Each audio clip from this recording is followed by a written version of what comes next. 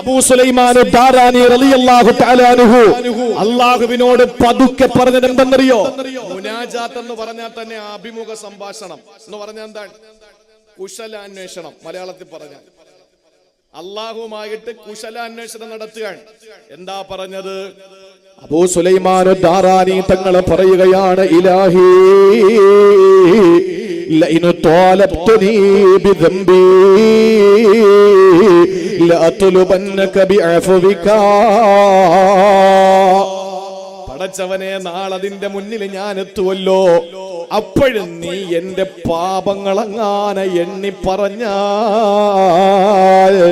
ലഅത്ലുബന്നക ബിഅഫ്വിക, അവിടെ നിന്ന് ഉറക്കെ ഞാൻ പറയും, നീ വലിയ മാപ്പ് കൊടുക്കുന്നവനല്ലേ തമ്പുരാനെ, എനിക്ക് മാപ്പ് തന്നൂടെ എന്ന് ഞാൻ അവിടെ വെച്ച് നിന്നോട് ചോദിക്കും.